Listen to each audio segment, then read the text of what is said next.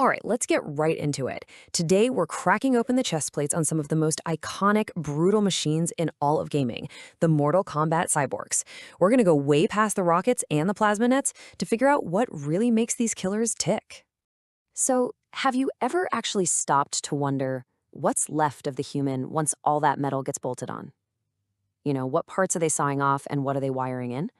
We are going to peel back that armor, trace all the wires, and get right to the very core of their design. So where did this all come from? Well, it all started with a pretty brutal vision. The Grand Master of the Lin Kuei clan just decided that his human assassins were too flawed, too weak, too human. And his solution? This terrifying program called the Cyber Initiative, designed to basically forge the perfect, totally obedient killing machine. And really, that's it. That's the cold, simple logic that kicked this whole thing off. There wasn't some grand philosophy behind it. It was just this ruthless obsession with efficiency. The Grandmaster looked at his warriors not as people, but as platforms just waiting for a deadly hardware update. Okay, and this is where it gets pretty gruesome. We have to remember, these machines, they were once men. The transformation, what they call the automation process, it isn't just an upgrade. It's a complete, agonizing deconstruction of a human being. And believe me, the lore does not pull any punches here. The process begins on an operating table, a place that's supposed to be for healing, right? Well, it's turned into an absolute horror show. They literally strip the human canvas bare just to make way for the metal. It's a truly nightmare start to their new life. You gotta understand, this is a systematic process of just erasure. Step 1, they amputate your limbs, and they hollow out your torso, replacing all that flesh and bone with hardware. Then, step 2, they rebuild your frame, wrapping what's left of your skeleton in metal. And finally, the most sinister step of all, they wipe your mind. They try to completely erase the person you were, all to make you a perfect slave. So, for all their unique weapons, every Lin Kuei cyborg is actually built on a shared technological foundation, and that's a key detail because the standardization itself is part of the dehumanization. Before they even get their custom loadouts, they're basically turned into mass-produced products, erasing who they were physically. And the level of this overhaul is just insane. We're talking about a super strong exoskeleton, a built-in teleportation system, and a neuro interface that lets them fire weapons just by thinking about it. Even their blood is gone. It's been replaced with machine oil or, in Sub-Zero's case, literal antifreeze. Now this is where it gets truly wild. Your stomach, your intestines, your kidneys, all of it ripped out.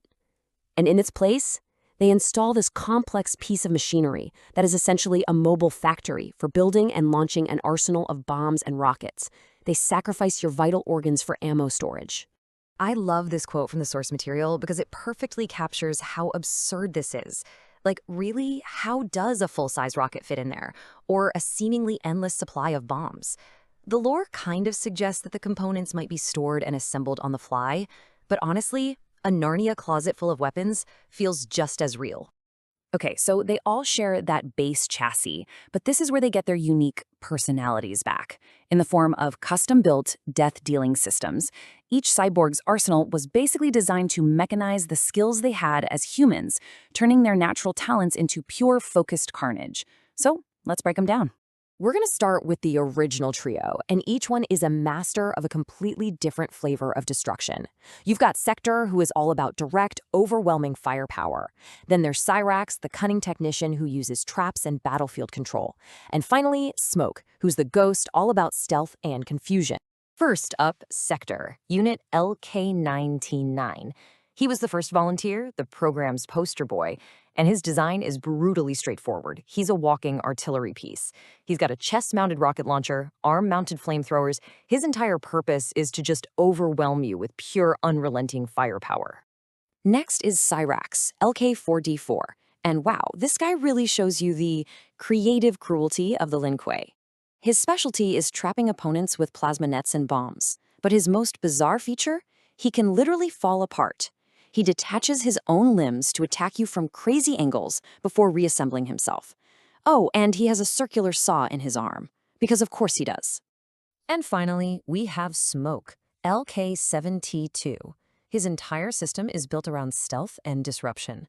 He uses these nano smoke generators to vanish and reappear wherever he wants, and he can even make his body ephemeral, letting attacks phase right through him. He's less of a tank and more of a phantom, armed with that classic harpoon to strike from the shadows.